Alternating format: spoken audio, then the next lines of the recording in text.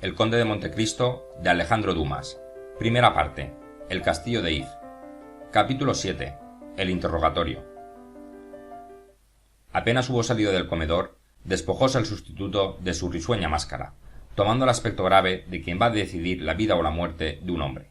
Sin embargo, aunque obligado a mudar su fisonomía, cosa que alcanzó el sustituto a fuerza de trabajo y tal vez ensayándose al espejo como los cómicos, en esta ocasión le fue doblemente difícil fruncir las cejas y dar a sus facciones la gravedad oportuna, puesto que, dejando a un lado el recuerdo de las opiniones políticas de su padre, que podían en lo futuro impedirle su fortuna, Gerardo de Villefort era completamente feliz en aquel momento, rico de suyo. Además de gozar a los 29 años de una posición brillante en la magistratura, iba a casarse con una joven hermosa, a quien amaba, si no con ciega pasión, por lo menos razonablemente, como puede amar un sustituto del procurador del rey. Además de su belleza, notable sin duda alguna, la señorita de Saint Méran, su futura esposa, pertenecía a una de las familias más importantes por aquel entonces, y con la influencia de su padre, que por ser hija única renata pasaría al yerno enteramente, llevaba en dote 50.000 escudos, que con las esperanzas, palabra horrible inventada por los que hacen del matrimonio un juego de cubiletes, podía aumentarse un día hasta 500.000 con una herencia. Todos estos elementos reunidos componían, pues, para Villefort, una suma increíble de felicidad, de tal manera que le faltaba poco para escupir al sol. El comisario de policía le esperaba a la puerta. La vista de este hombre hízole caer de su cielo a nuestro mundo material.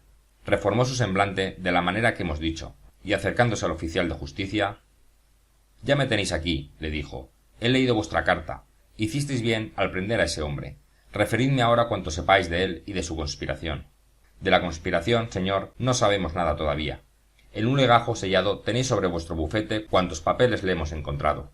Del preso tan solo podré deciros que, según reza la carta que habéis visto, es un tal Edmundo Dantès, segundo del Faraón, bergantín propio de la casa Morrel, que hace el comercio de algodón con Alejandría y Esmirna.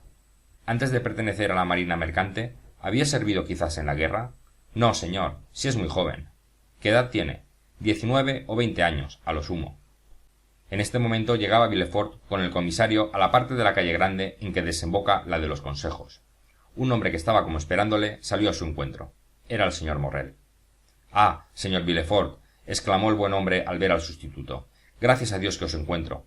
Sabed que acaba de cometerse la más escandalosa, la más terrible arbitrariedad. Acaban de prender al segundo de mi faraón, al joven Edmundo Dantès». «Ya lo sé, caballero», respondió Villefort, «y ahora voy a tomarle declaración». «Oh, caballero», prosiguió el naviero, llevado de su amistad hacia el joven, «vos no conocéis al acusado. Yo sí, yo le conozco. Es el hombre más honrado y digno, y aún diré más entendido en su oficio, que haya en toda la marina mercante. Oh, señor de Villefort, os lo recomiendo encarecidamente». Como ya habrán comprendido los lectores, pertenecía Villefort al partido noble de la ciudad, y Morrel al plebeyo, con lo que el primero era ultrarrealista y al segundo se le tildaba de bonapartista.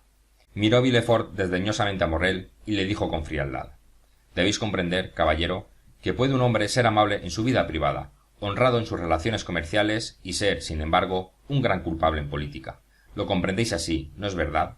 Y recalcó el magistrado estas últimas palabras, como queriéndolas aplicar al armador, mientras con su mirada escrutadora penetraba al fondo del corazón de aquel hombre, que se atrevía a interceder por otro, necesitando él mismo de indulgencia. Morrel se sonrojó, porque en punto a cosas políticas no tenía muy limpia la conciencia, y porque no se le apartaba de la memoria lo que el mundo le había dicho de su entrevista con el gran mariscal y de las palabras del emperador. Sin embargo, añadió con el interés más vivo: «Suplícoos, señor de Villefort, que justo como debéis de serlo, y bondadoso como sois, nos devolváis pronto al pobre Dantès».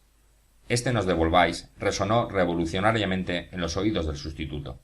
«Vaya, vaya», murmuró para su capote, «nos devolváis. ¿Si estará afiliado este Dantès en alguna sociedad secreta? Cuando su protector usa sencillamente de la fórmula colectiva. Creo que el comisario dice que le prendió en una taberna en medio de mucha gente. Esto merece la pena de pensarlo seriamente». Luego añadió en voz alta: «Podéis, caballero, estar tranquilo, que no en vano apeláis a mi justicia si el preso es inocente, pero si es culpable, me veré obligado a cumplir con mi obligación, pues en las circunstancias difíciles y azarosas en que nos hallamos, sería la impunidad muy mal ejemplo». Y habiendo llegado Villefort a la puerta de su casa, inmediata al Palacio de Justicia, entró en ella majestuosamente, después de saludar con mucha ceremonia al desdichado naviero, que se quedó como petrificado. Estaba llena la antecámara de gendarmes y agentes de policía, y entre ellos el preso, de pie, inmóvil y tranquilo, aunque todos le miraban con expresión rencorosa.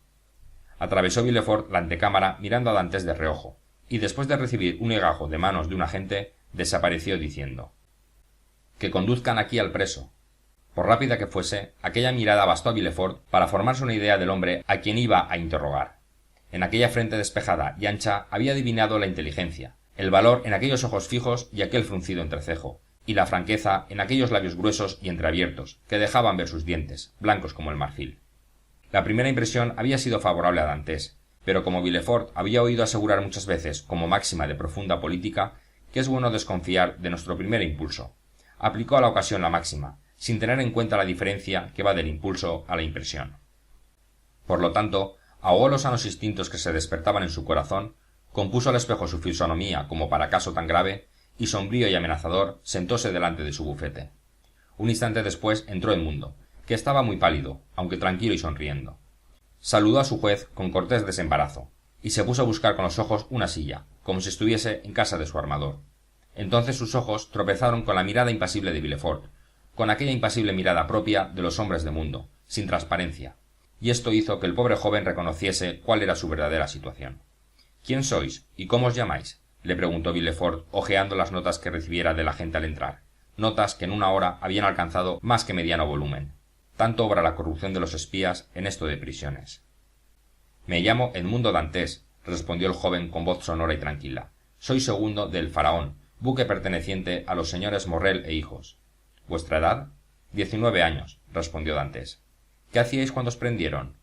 «Hallábame en la comida de mi boda, señor», repuso el joven con voz literalmente conmovida, por el contraste que hacía aquel recuerdo con su situación, y el sombrío rostro del sustituto con la hermosa figura de Mercedes. «Comida de boda», repitió Villefort, estremeciéndose a pesar suyo. «Sí, señor, voy a casarme pronto con una mujer a quien amo hace 3 años». A pesar de su ordinario estoicismo, conmovió a Villefort esta coincidencia, que junto con la voz melancólica de Dantes despertaba en el fondo de su alma una dulce simpatía. Él también, como aquel joven, se casaba. Él también era dichoso, y fueron a turbar su dicha para que él turbara a su vez la de aquel joven. Esta homogeneidad filosófica, pensó interiormente, sorprenderá mucho a los convidados cuando yo vuelva a casa de Saint Méran. Enseguida, mientras Dantes esperaba que siguiese el interrogatorio, se puso a componer en su imaginación el discurso que debía de pronunciar, lleno de antítesis sorprendentes y de esas frases pretenciosas que tal vez son tenidas por la verdadera elocuencia. Terminada en su mente la elocuente perorata, sonrió Villefort seguro de su éxito, y encarándose con Dantes: «Proseguid», le dijo. «¿Qué queréis que diga?» «Todo aquello que pueda ilustrar a la justicia». «Dígame la justicia en qué quiere que la ilustre, y obedeceré de todo en todo, aunque le prevengo», añadió con una sonrisa, «que cuanto puedo decir es de poca monta». «¿Habéis servido bajo el mando del usurpador?» «Su caída estorbó que me viese incorporado a la marina de guerra». «Dicen que vuestras opiniones políticas son exageradas», prosiguió Villefort, que aunque nada sabía de esto, quiso darlo por seguro, porque le sirviera de añagaza. «Yo opiniones políticas, señor. Ah, casi me da vergüenza el decirlo, pero nunca he tenido opinión. Con mis 19 años escasos, como ya os dije, ni sé nada, ni estoy destinado a otra cosa que a la plaza que mis navieros quieran otorgarme. Así, pues, todas mis opiniones, no digo políticas, sino privadas, se resumen en 3 sentimientos: el cariño de mi padre, el respeto del señor Morrel y el amor de Mercedes. Es cuanto puedo decir a la justicia. Supongo que no le debe de importar mucho». A medida que Dantes hablaba, Villefort estudiaba aquel rostro tan franco y dulce a la vez, y recordaba las palabras de Renata, que sin conocerle intercedió por aquel preso. Ayudado del conocimiento que ya tenía de los crímenes y de los criminales, hallaba en cada frase de Dantes una prueba de su inocencia. Aquel joven, o mejor dicho, aquel muchacho sencillo, natural, elocuente, con esa elocuencia del corazón que jamás encuentra el que la busca, henchido de afectos para todos, porque era dichoso, cosa que trueca en buenos a los hombres malos, contagiaba en su dulce afabilidad hasta su mismo juez. A pesar de lo severo que se le mostraba a Villefort, ni en sus miradas, ni en su voz, ni en sus acciones, tenía el mundo para él más que bondad y dulzura. «Cáspita», exclamó para sí Villefort, «qué joven tan interesante. No me costará mucho trabajo cumplir el primer deseo de Renata, lo que me valdrá además un buen apretón de manos de todo el mundo». De tal modo serenó esta esperanza el ceño de Villefort, que cuando volvió a ocuparse de Dantes, el joven, que había observado atentamente las mudanzas de su rostro, le sonreía también como su pensamiento. ¿Tenéis enemigos? le preguntó Villefort. Enemigos yo, repuso Dantes. Afortunadamente valgo poco para tenerlos. Aunque mi carácter es tal vez demasiado vivo, procuro siempre refrenarlo con mis subordinados. 10 o 12 marineros tengo a mis órdenes. Que se les pregunte y os responderán que me aprecian y me respetan. No diré como un padre, que soy muy joven para eso, sino como un hermano mayor. Si no enemigos, podéis tener rivales. Vais a ser capitán a los 19 años, lo que para los vuestros es una posición elevada. Y vais a casaros con una mujer que os quiere, felicidad rarísima en la tierra. Estos favores del destino os pueden acaso granjear envidias. Sí, tenéis razón, es muy posible, cuando vos lo decís, vos, que debéis conocer el mundo mejor que yo, pero si estos rivales fuesen amigos míos, os declaro que no deseo conocerlos por no verme obligado a aborrecerlos. Os equivocáis, Dantes. Importa mucho conocer el terreno que pisamos, y de mí sé decir que me parecéis tan bueno que por vos me separaré de las ordinarias fórmulas de la justicia, ayudándoos a descubrir quién sea el que os denuncia. Aquí tenéis la carta que me han dirigido. ¿Reconocéis la letra? Y sacando la denuncia de su bolsillo, la presentó Villefort a Dantes.